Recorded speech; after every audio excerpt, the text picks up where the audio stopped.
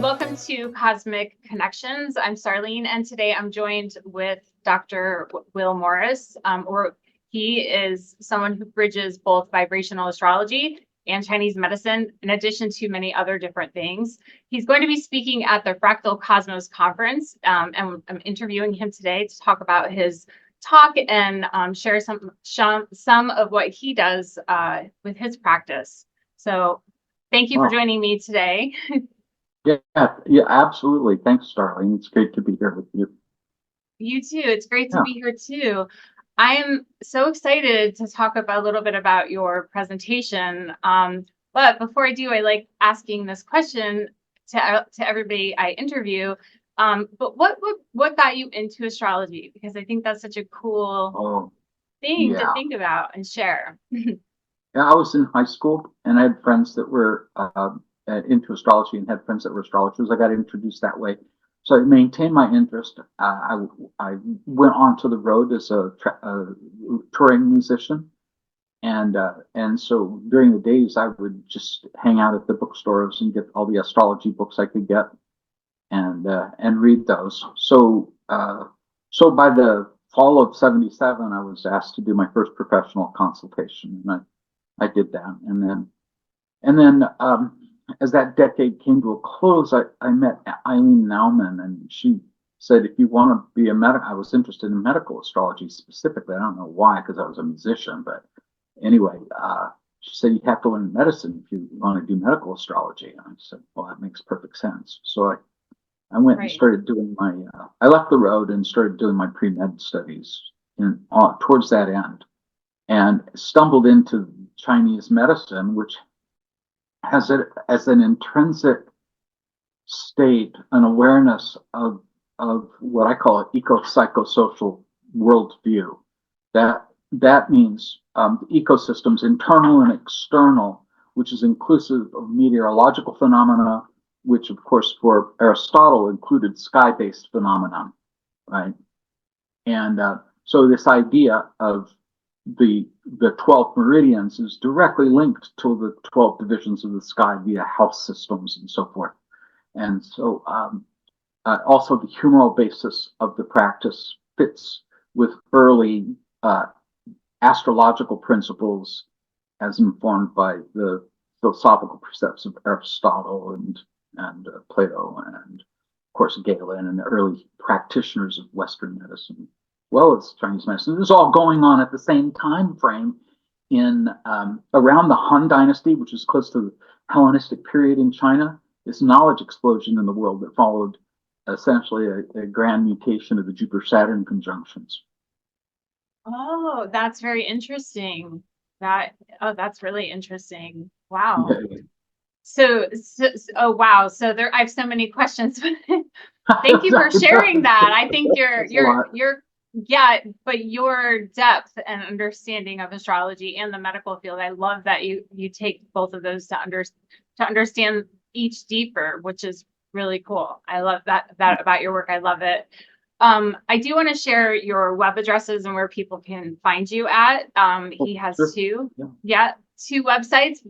One is medastro.com. That's your astrology website. And the other one is kshc.ca. I'll put links in the description box as well, so you can click there too. Yeah. So you share so much wisdom. You help teaching. You're also a teacher. I assume you're still doing that. And other than lecturing, right? You do like teaching people, I guess, the systems that you're working with, or is it more of teaching through lectures and things like that you do?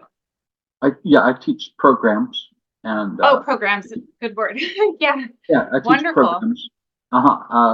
Well, yeah, I actually have a master's degree in medical education from the University of Southern California, and I use that to develop doctoral programs. And I actually taught medical astrology in doctoral programs for Chinese medicine, because there's such a strong set of correlations between the disciplines intact. But so I teach for Kepler College. I teach in many conferences, and but also we have our programs here that we teach. There's an interweave with what we do with the Kootenai Sound Healing Center, which is that KSHC thing, Mhm. so yeah, teaching is a big piece of it. Writing right now, I was in academic medicine and using astrology in my clinical practice. Right now, I'm semi-retired from all that business, and I'm just focused on writing about astrology and teaching about astrology and In this way. cultivating. I think what is in the next step in this world, which is a resurgence, a renaissance of the astrological views into the back into the disciplines of scientific endeavor. Yeah. Yeah. I totally, I can't agree more with you on that one. And I love that you make that bridge between those two things that seem to be very different, but they're not. They really are just parts of the same thing. So that's really fascinating.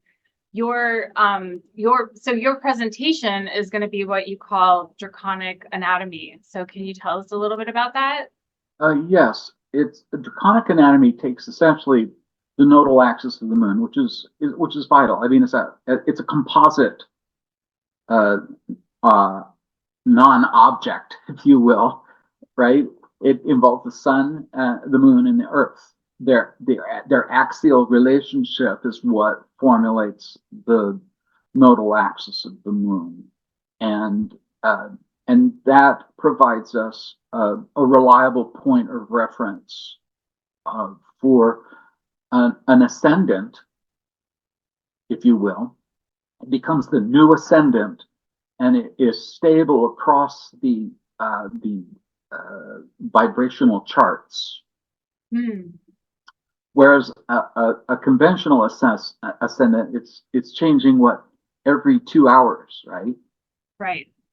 Or let's say it this way: that the regular ascendant has its full cycle through the entire zodiac in 24 hours, Right. whereas the nodal axis has its full movement through the entire zodiac in 18.6 years.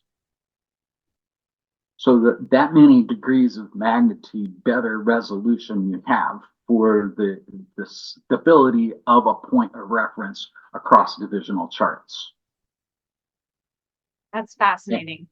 And so there's that. But then there's also the mere fact that if a person doesn't have an accurate birth time, it becomes a suitable point of reference for what I call anatomizing the sky, which every culture has done, right? Since Mesopotamia, right? There's Yeah. books on this idea of the astrological human, right? This relationship between the body and the sky is something deep in humanity's consciousness, well deep into the Mesopotamian period, and very clearly articulated in the Babylonian period, and that frame of reference is transportable to any great circle, because the ecliptic is merely a great circle, the band of the zodiac, the pathway of the sun around the planet. So that becomes the most traditional form of anatomizing the sky. Mm-hmm. And so the nodal axis being a composite of both the sun and the moon's great circles relative to the Earth, it is a grand cycle of 18.6 years, which is a great circle. So when you talk about circles, there are whole self-replicating systems. So this is a fractal conference. This is a fractal concept. The fractalating concepts of whole systems and how they mirror. So in Chinese medicine, there's a thing called embryo containing information of the whole organism. And it was a concept that was used to kind of promote the idea of fractals in human body and human anatomy and physiology. So that, or we could call it again a whole self-replicating system where a single small body part, like a long bone here, is representative of the whole spine, right? The long bone here they keep repeating. They repeat over and over throughout the body. Well, they repeat over and over throughout creation. So there's these mutual resonances that take place through cycle-based phenomena, which are oscillating materials that are resonant at the level of sound when we multiply these up through the frequencies, and these become the point of intersection between the cosmos and the human being relative to sound waves. And we use tuning forks for the specific planetary frequencies, whereby the orbital speed is multiplied up through the octaves until it becomes audible. And then that can be applied. I call it a post-Keplerian view because it is based on the material oscillatory frequencies, as opposed to the Platonic notion of ideal forms, perfect orbits, and so forth. Yeah. And so the tuning forks, and you get the information on which tuning fork to use by looking at the chart, and then you use it in accordance to their own vibrations. Is that how you connect them in some way? So if we take the nodal axis of the moon, that becomes let's say that's from the third eye, starts at the third eye, because transcendent to the nodal axis of the moon is the transpersonal states. So here, north node all the way down to the root chakra of south node. So I can then also take any bodily part, and this becomes the nodal axis here, boom, and we can look at what planets make. Let's say what would be ideal would be, like, say, an exact midpoint structure where the north node's at the head of that midpoint structure. You got planet A, planet B, and exactly between the two is like the nodal axis right there. That would be a perfect example. And where it is in 30-degree segments along that nodal axis will point to where there is a karmic bind in that chakra. Wow. That is so cool. I'm so excited to learn this because I've been a Reiki practitioner since 1992. And so I've not combined the two like that, but I just love it. I think that's going to be amazing because it's all energy work.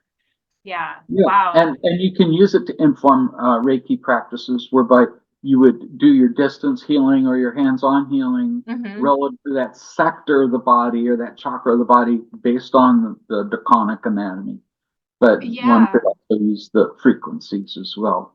And one does not use the forks. One can use an online frequency generator, tune it up to the frequency of that planet, and then play it, and then hum it. And then you're into the frequency of the body. Yeah. That's fascinating. So it's like you're matching what you're needing, essentially, in simple terms.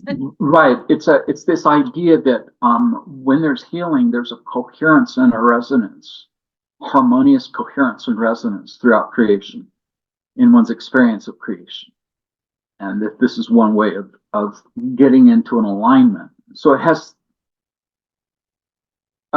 Healing, we're either going to oppose what's taking place or we're going to go with it, right? We do a homeopathic or we'll do an antipathic. Right.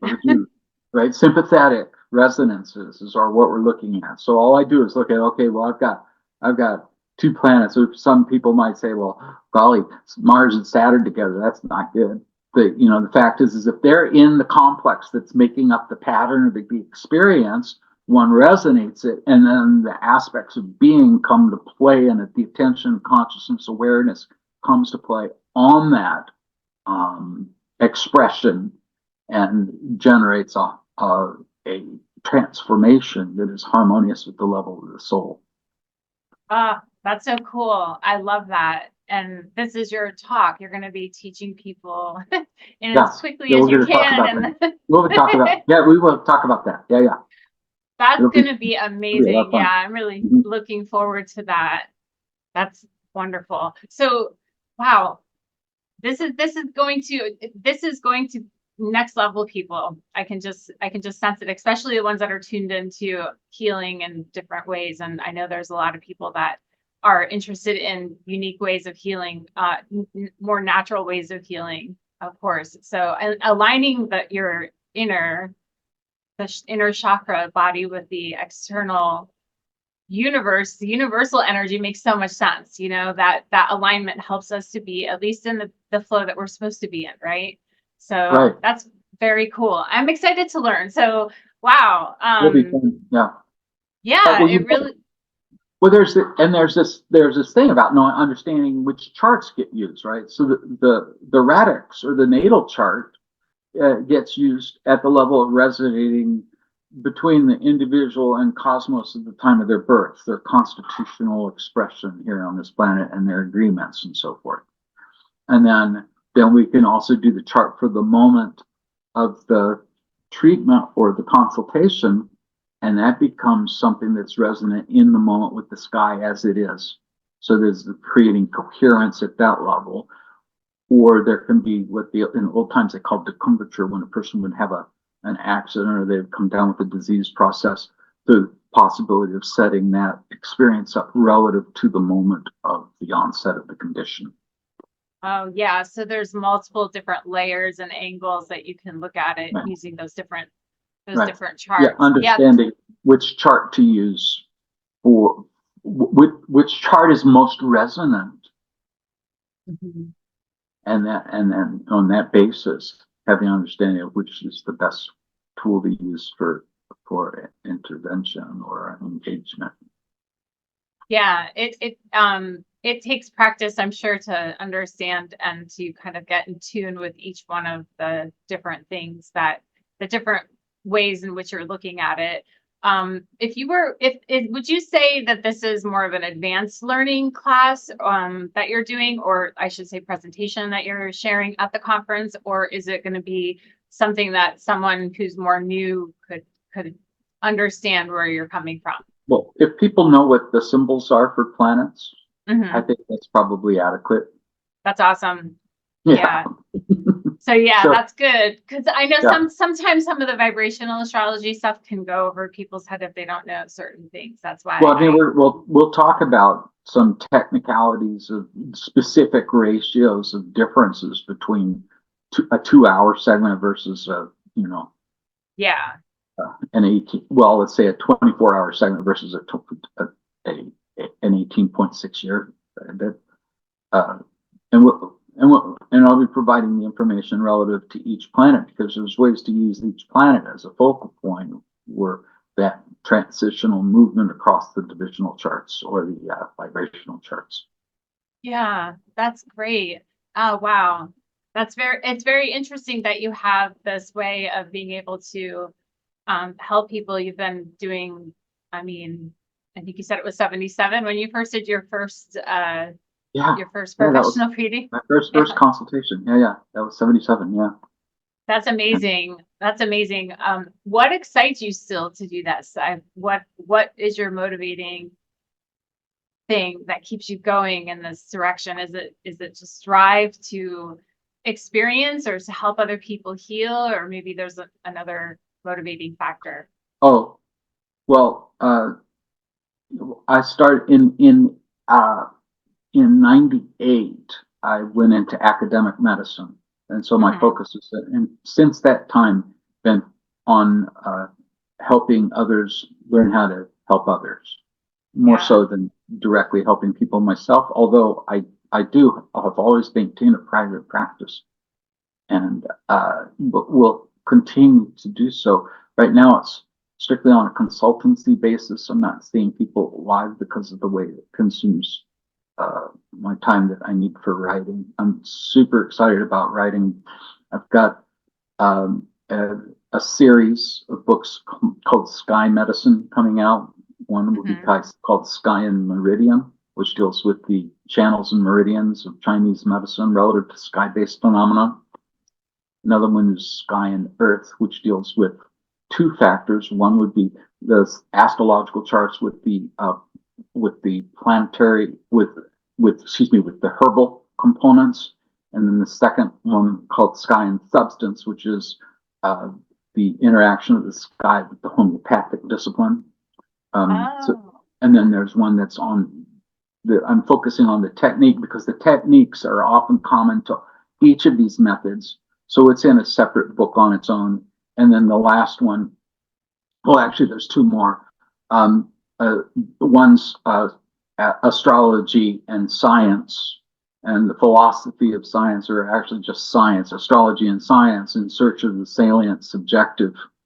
And in there, I'm looking at creating a book that researchers in university systems can use for developing methods of research on astrology that are not based on quantitative or positivist worldviews, but are constructivist worldviews and worldviews related to qualitative forms of inquiry as legitimate scientific endeavor.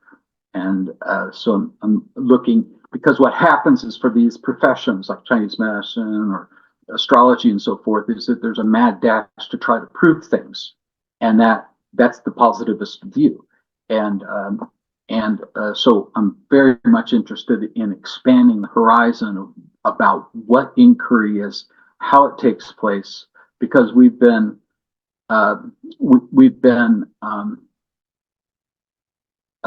given a worldview which tends to bind us into certain concepts about how knowledge is grown and created. And so anyway, so that piece is on that. And then the last one will be, that I have in mind, is related to sound healing techniques and esoteric sound frequencies relative to sky-based phenomenon.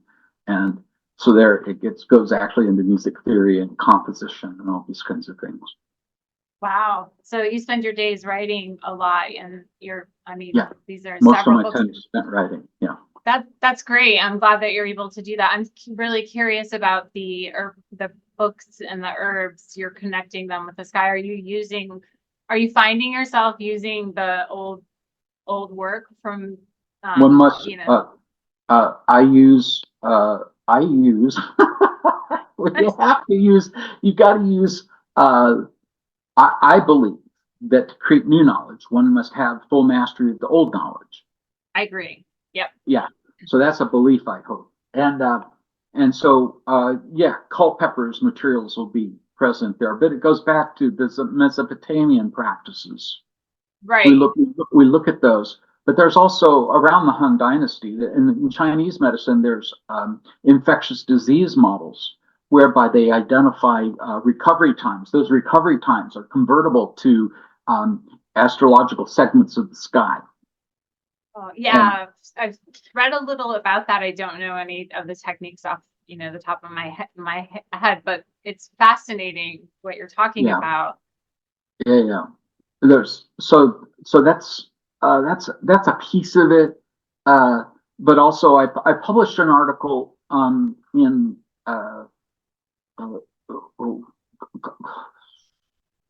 Soup for the Soul, something like this.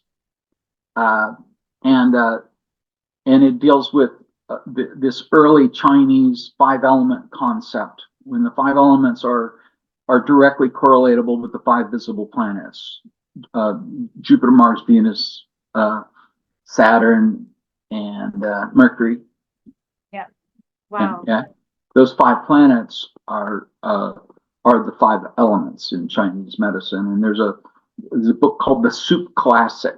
And so what I do is I look at the evaluation of the soul through traditional, what I mean by traditional is I'm referencing Renaissance techniques, specifically of using a table of dignities and then using that for the purposes of constructing herbal formulas, which is radically different than how the Renaissance practitioners did it, because I adopt this view that small data points are important, that we can't obliterate the small data points for large data points, large numbers, that this actually creates logical errors in the care. And so this is along the lines of weather physics, like a butterfly flapping its wings in Beijing causes a tornado in Connecticut.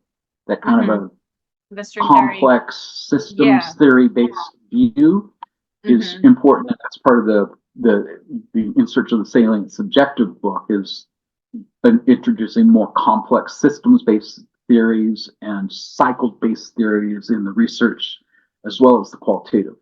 but back to this business of the herbal thing.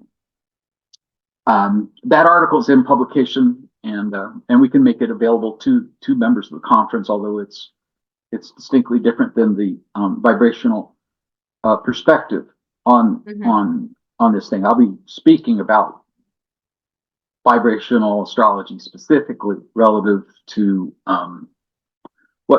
some people make arguments against the use of vibrational charts, right? And part of that argument is the fact that the ascendant is so unreliable. If you like, but when you get into the higher numbers of those harmonic charts, the house system falls apart. So, one of the solutions is to just abandon the house system. We'll abandon the zodiac and we'll abandon the house system, but there are ways to keep it stable.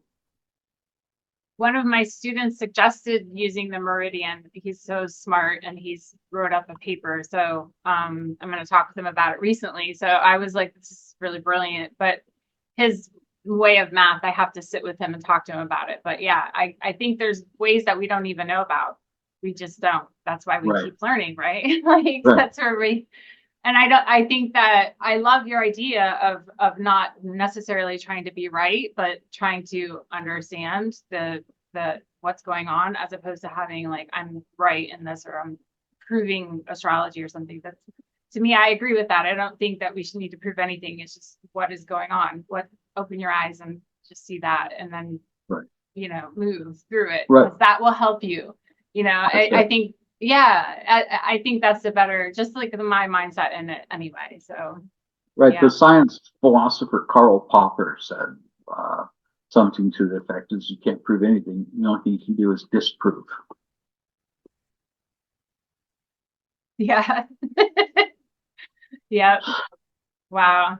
Yeah. So this is going to be such an exciting conference. I'm really looking forward to being able to hear everybody's lecture and to hear what you have to say. I'm also looking forward to your books too. So thank you so much for sharing those with us. Yeah. Oh yeah, I'm pretty excited about that. Hopefully they'll start coming. I'm hoping to have 1 or 2 volumes in print by end of spring. So. Oh, fantastic! That's awesome. And yet that takes so much focus, and your whole life gets put into that. I know the energy of that goes into writing like that. It's immense. So that's great that you're being able to do that. So tell me, to wrap this up, I'm curious if there's one thing that people could take from the idea of what you're talking about at your lecture, what would you say that one thing would be? The ability to do a treatment based on any given divisional chart. Very interesting. Wow. Well, that will be very interesting to explore.